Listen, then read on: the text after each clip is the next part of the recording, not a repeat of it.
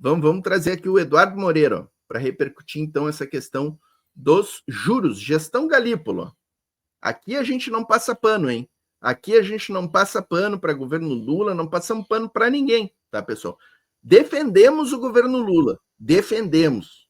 Sempre estaremos na trincheira para defender o governo Lula contra os ataques da extrema-direita, mas faremos sempre a nossa crítica, faremos sempre a análise crítica e traremos pontos que não são favoráveis à classe trabalhadora. E disso aqui a gente não abre mão, tá, pessoal? Chega deixando a curtida e comentem no chat. Digam no chat de que cidades estão assistindo. Isso aqui é bem importante para o canal, tá, pessoal? O Roberto Campos Neto, quando era presidente do Banco Central, ele gerou uma expectativa muito ruim em relação aos caminhos que o país estava tomando. Ele entrou em conflito direto com o presidente Lula, conflito que é midiático, né? Porque aí vem uma coisa importante. Ele se sentou para conversar uma vez com o presidente Lula e se sentou dezenas e dezenas e dezenas de vezes com o Bolsonaro. Mas as declarações dele eram sempre no sentido de o fiscal está me preocupando demais, a inflação isso, a inflação aquilo, e os dados não estão vindo bem. E aí o que aconteceu? As expectativas pioraram absurdamente. E aí a gente até questiona, né? Foi quando teve aquela questão do relatório Focus, que até agora não deu em nada aquela história. Vocês se lembram, no Brasil é impressionante como escândalo não dá em nada, né? Pedro Guimarães na Caixa não deu em nada até hoje, o escândalo do Focus não deu em nada até hoje, né? O escândalo do Pablo Marçal não deu em nada até hoje, as pessoas todas se revoltam. E eu sempre falo aqui, quando eu falo sou criticado, eu falo daqui a 2 semanas ninguém mais está falando disso. Eu sempre... Perfeito. Importante essa observação do Eduardo Moreira, né? Que dê o escândalo do Boletim Focus, que tem procedimento lá na Comissão de Ética, no Ministério Público, né? Na CGU, o Eduardo Moreira e o ICL Notícias encaminharam toda a documentação, toda a comprovação de que o Boletim Focus é fraudado. Aqueles dados do Boletim Focus são fraudados. O Eduardo Moreira aprovou por A mais B, né? E juntou a documentação e encaminhou para esses órgãos aí, que dê apuração disso. A gente precisa se livrar desse Boletim Focus, porque esse Boletim Focus é onde as instituições financeiras manipulam os dados ali, manipulam para forjar uma falsa expectativa em relação à economia brasileira, em relação à inflação, e dão material para que o Copom, o Banco Central, aumente a taxa de juros. O Eduardo Moreira tem plena razão nisso aqui, plena razão.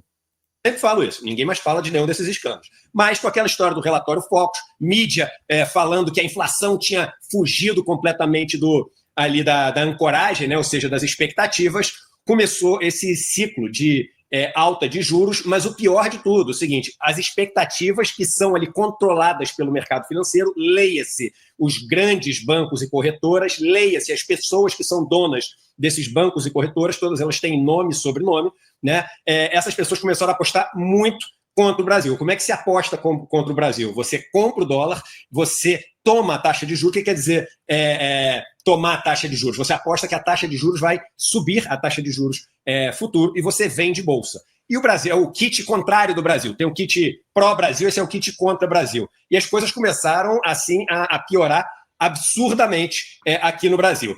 Quando isso acontece, dentro desse nosso modelo, e agora, Panuzzi, é muito importante isso que eu vou falar agora. Tudo isso que a gente está falando é dentro dessa nossa lógica. Qual que é essa nossa lógica? Essa nossa lógica é o tripé macroeconômico, é o regime de meta de inflação que tem que ser buscada a qualquer custo, é essa lenda da responsabilidade fiscal. Esse né, é o paradigma que a gente tem. Aí eu vou te fazer uma pergunta. Alguém aqui... Antes da pergunta do Eduardo Moreira, ó, Gavião Octar aqui, ó. Boletim Focus erra todas as previsões. Eles não erram, o Gavião. Eles acertam porque esse é o objetivo deles. Quando eles falseiam as previsões, quando eles jogam as expectativas do mercado, da inflação lá para cima, quando eles dizem que a economia do Brasil vai crescer lá embaixo, eles não estão errando, eles estão fazendo de propósito para contaminar todos os dados. Então, eles estão fazendo certo para eles, para os interesses deles, que obviamente não é o nosso, né, camarada? E acha que o objetivo desse governo é quebrar esse paradigma? Vamos lá, respondendo sinceramente, é ser um governo disruptivo e quebrar esse paradigma? O modelo econômico do Brasil vai ser diferente com esse governo. Alguém acredita nisso aqui? Se acredita, está completamente errado. Não tem a menor chance. Não é isso. Não é isso que esse governo quer. Esse governo quer manter esse paradigma econômico e ele acredita, eu não acredito, tá? Mas eu estou falando no que esse governo acredita, que dá para ter um mercado mais justo, dá para ter um mercado mais bonzinho, dá para ter um mercado onde as pessoas pensam um pouco nos mais pobres, dá para ter o pessoal do mercado ganhando dinheiro e os programas sociais também coexistindo. Então, isso é o que esse governo acredita. E por que eu estou falando isso? Não adianta a gente querer que o Banco Central, que o Galípolo, que o Haddad no Ministério da Fazenda, que o fulano no Ministério do não sei o quê, façam o que a gente gostaria de fazer se o mandato dessas pessoas não é esse. O mandato dessas pessoas não é quebrem com a lógica desse sistema. O mandato dessas pessoas é vamos fazer o Brasil ter um crescimento ali justo no PIB, dar um ganho real no salário mínimo. O que é ganho real? A gente fala ganho real do salário mínimo, parece que é R$10 por ano, assim, né? Eu pedi uma coxinha ali no bar, por mês, desculpa. Você pode comer uma coxinha mais por mês, que é o ganho real do salário mínimo. Vamos fazer com que aqui o programa... E aí tem alguns programas... Óbvio, tudo isso é importante. Ali o programa de refinanciamento da dívida do estudante, o programa do pé de meia, tudo isso é legal, mas não é quebra de sistema. Neste modelo, quando o Galípolo assume o Banco Central, vamos lembrar, ele assume depois do país ter incendiado com o mercado, depois do dólar ter ido a 6,30, depois do governo ter queimado dezenas de bilhões de dólares. Tem gente que é só vender reserva que a gente tem um monte, mas ninguém vê o quantas reservas caíram nos últimos meses. Não tem reserva para enfrentar mercado não, gente.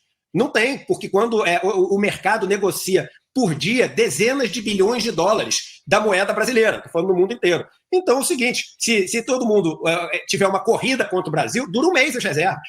Dura um mês e acabou. Entendeu? Então, É isso aí. Importante isso aqui que o Eduardo Moreira está trazendo. O Rogério Z aqui botou o comentário, ó. Tinha cantado a pedra, né, Rogério? É importante isso aqui que o Eduardo Moreira está trazendo, que ninguém está falando nisso, né? E eu acabei de falar aqui pro Eduardo Lima, lá do canal Anti-Imperialista, né? Que é isso aqui, ninguém está falando. O Galípolo está baixando o dólar, né? De forma muito habilidosa, sem queimar reservas, né? Deixa eu até ver quanto é que está o preço do dólar, pessoal. Me ajudem, hein?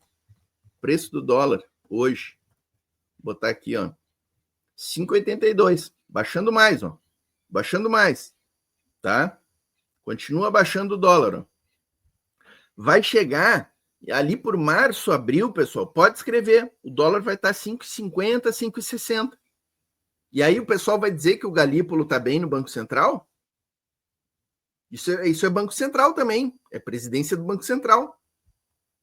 Escrevam o que eu estou dizendo, a taxa de juros em dezembro de 2025, a taxa de juros vai estar entre 8% e 9%. Tá? Escrevam. O governo entrou, o Banco Central entrou com aquela estratégia de não vamos vender reserva, vamos entrar cortando o programa social, vamos fazer isso, aquilo, conseguiu controlar o dólar.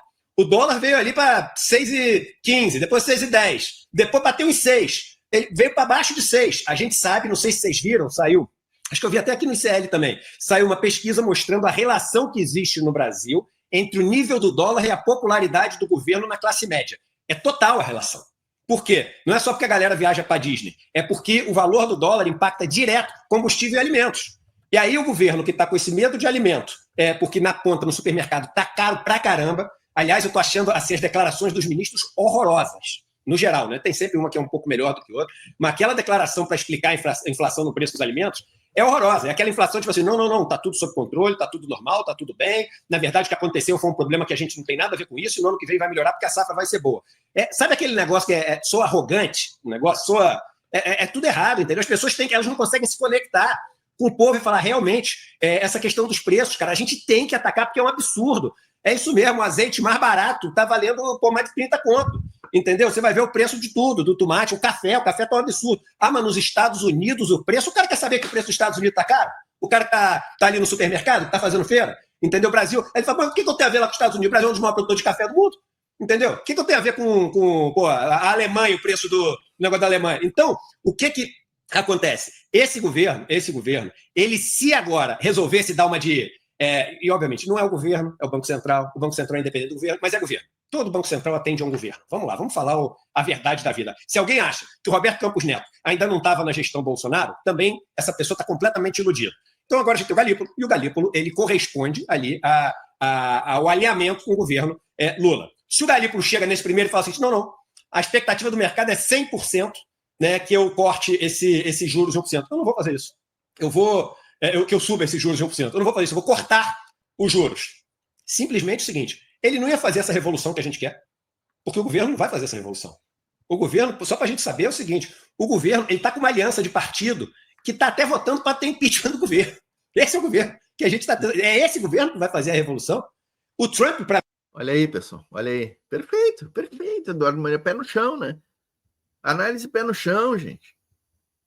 Não adianta querer esperar que o governo Lula faça a revolução. O governo Lula não é socialista, o PT não é socialista, gente. Embora o José Dirceu falou numa entrevista que o PT era um partido socialista, né? Mas não é, pode até ter quadros lá dentro que são socialistas, mas não é, o PT é social-democrata, gente. Não vai fazer revolução. O PT pode fazer um grande governo, um bom governo para a classe trabalhadora, com avanços, e é isso que a gente está defendendo aqui, sabe? Mas para fazer a revolução, a gente precisa caminhar mais, pessoal. A gente precisa organizar melhor a classe trabalhadora. A gente precisa, depois que tiver uma boa organização da classe trabalhadora, estar muito unido para conseguir fazer a revolução, né? Para superar o sistema capitalista. Mas não vai ser com o governo Lula nem com o governo do PT. A gente tem que ter isso bem presente, bem em mente, né? Eduardo Moreira está aí, ó, falando palavras certas. Para mim, ele fez uma coisa que dá uma lição para todo mundo, que o Bolsonaro fez também aqui. Deveria ser lição para a esquerda. Você tem que entrar fazendo assim, o que tem que ser feito. Porque os primeiros dias, ninguém faz um impeachment de um presidente com um mês, entendeu? Então é o seguinte, ele já nomeou aqueles absurdos todos, não sei o quê, depois ele vai administrar isso. A gente não consegue fazer isso. Eu acho que a gente não consegue fazer, não é que não consegue, a gente não quer fazer. Esse governo não quer, nunca quis fazer esse governo. Esse governo acredita num governo de conciliação. Ele não faz isso só porque a gente fica repetindo aqui, porque é refém, porque não sei o quê. Ele acredita mesmo nessa conciliação. Que, novamente, eu não acredito, mas tudo bem, ele acredita. A gente pensa diferente. Agora, se o Galípolo chega ontem e fala o seguinte, ó, eu vou chutar o balde, eu vou cair porque eu vou ser o herói brasileiro aqui. Sabe o que ia acontecer? A gente ia acordar hoje, esse dólar ia estar de volta a 6,20. Aí sabe o que ia acontecer? A gente queimou bilhões e bilhões de reservas, né? A gente fez todo um esforço de corte fiscal, não sei o quê, e olhar e falar assim, caraca, voltamos para casa zero do jogo. Sabe quando você cai naquele lugar do tabuleiro, que é o seguinte, volte para o início? Esse é o que ia acontecer. Ele não ia ganhar nada com isso, porque ele não ia começar a revolução, entendeu? Ele ia ter um prejuízo gigante para aquilo que o governo tentou fazer ao longo dos últimos meses, e ele não ia conseguir assim, manter essa queda de juros, porque as coisas iam sair do controle. Então, assim, o que ele está tentando fazer? Ele está tentando falar o seguinte, olha só, então, é isso mesmo, eu vou seguir com aquilo que foi combinado, vocês podem, assim, esperar de mim previsibilidade, essa é a grande mensagem de ontem dele. Vocês podem esperar não só de mim e do colegiado aqui, vocês podem esperar previsibilidade. A gente não falou que ia subir 1%? Vai subir. A gente falou que na próxima vai subir 1%. Vai subir também. E a verdade é que tem um fator adicional agora, que é a questão dos Estados Unidos. Porque juros do Brasil não é só juros do Brasil. Os juros do Brasil é sempre os juros do Brasil em relação aos juros dos Estados Unidos. É assim no mundo inteiro. Os juros dos Estados Unidos é o benchmark, né? É a partir dali que a gente compara as outras taxas de juros. E ontem, os Estados Unidos parou de cair juros. Os Estados Unidos vinha caindo juros e ontem parou de cair juros. Por quê? O Banco Central lá justificou o seguinte, o FED justificou, olha, entrou um governo novo, esse governo está fazendo várias medidas que a gente quer ver qual o impacto dessas medidas. A inflação, ela caiu, mas ela ainda está resiliente, ela não está conseguindo cair mais do nível que ela tinha caído, e essas medidas que o Trump está fazendo podem ter impacto inflacionário. Se ele mandar tudo que é imigrante embora, que não vai mandar, mas se ele mandar tudo que é imigrante embora, o que vai acontecer? O custo da mão de obra nos Estados Unidos vai subir. Se ele sair taxando o resto do mundo do jeito que ele está falando, o que vai acontecer? O preço dos produtos nos Estados Unidos vai subir. O que significa mão de obra e preço de produto subir? Significa inflação. Se tiver inflação nos Estados Unidos, ele vai poder continuar caindo juros? Não vai. Então, se na última queda de juros do Brasil, os Estados Unidos caiu e o Brasil caiu, ontem o Brasil, o Brasil subiu, ontem o Brasil subiu, mas os Estados Unidos não caiu. É como se fosse, sabe aquele jogo de 6 pontos no futebol? Então, ontem o Brasil perdeu, mas o outro time empatou. Entendeu? O outro time não ganhou, não foi jogo de 6 pontos. É como se a gente tivesse subido um pouco menos a taxa de juros. Agora, o que a gente quer saber? Passado... Muito boa análise, hein? Chega deixando a curtida, tá, pessoal? Vi que o biólogo socialista chegou aqui conosco, ó. Grande companheiro, grande camarada, biólogo socialista. Chega deixando a curtida, galera. Vamos que vamos.